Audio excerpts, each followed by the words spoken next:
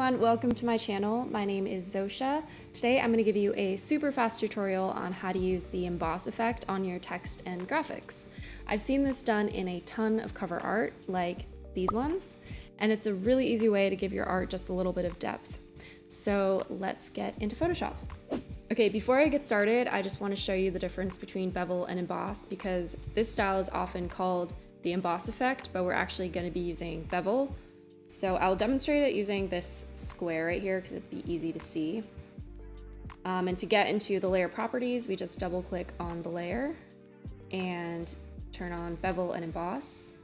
And the default is the inner bevel, which you can see here is just inside the object. If we change the style to outer bevel, it's obviously outside the object, and then emboss is both inside and outside, which is not what we want. So we're going to use the inner bevel. And I just wanted to show you that because it was something that confused me for a long time until I actually looked at what the difference was.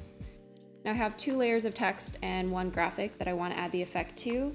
So I'm going to group the three of them by selecting all three and hitting Command G. And we're going to double click into the group folder. And first thing is to turn the fill opacity down to 0. And then we're going to turn on bevel and emboss. And so here are the default settings. And like I said, we're going to leave it on inner bevel. And this already looks pretty nice, but I want to adjust some of the settings. I think I will increase the depth and the size just a little bit, and soften it up just a little bit too.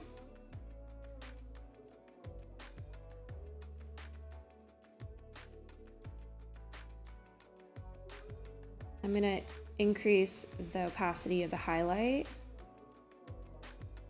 and the shadow just a little bit. I'm gonna actually increase the depth a little too.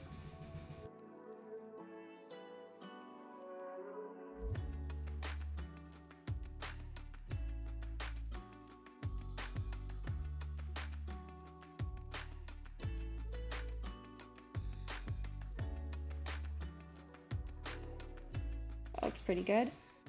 You can also add an inner glow, but I would make it pretty subtle.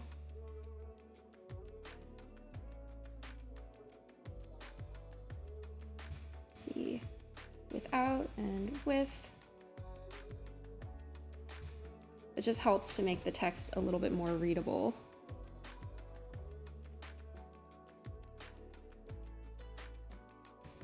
And I'm also going to add a very subtle drop shadow. There are the default settings, and turn down the opacity and bring the distance down to 0. Let's see before and after. That looks pretty good. Very subtle.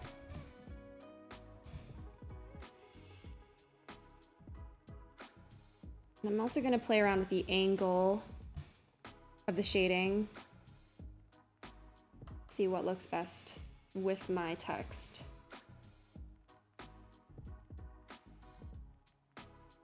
That looks pretty good.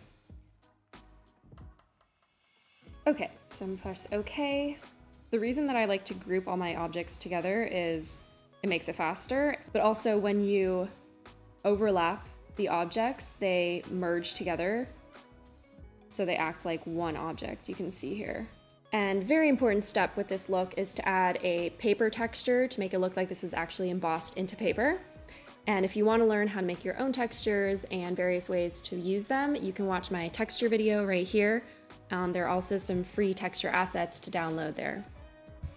So I'll turn on my texture layer here. One last step, if you want to make this a little bit more realistic, is to add a bit of texture around the edges of the embossed shapes. So right now they're very perfect, which if it was actually embossed, they would have a bit of that like paper texture. There are a few ways to do this. An easy way is to just add a ripple. So I'm gonna click on the butterfly here and go up to Filter, distort and ripple. And just around like 20 is good. You want to be pretty subtle. So, okay. And then there you can see it just makes the edges a little bit uneven. So before and after. And I'll do the same thing to both of my text layers.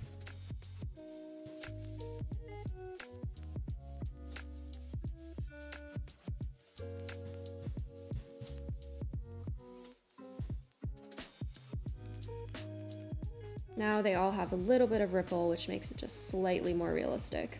And that is how you do the emboss effect. Thanks so much for watching. I hope you enjoyed this video. Be sure to subscribe if you haven't already, and I'll see you in the next video.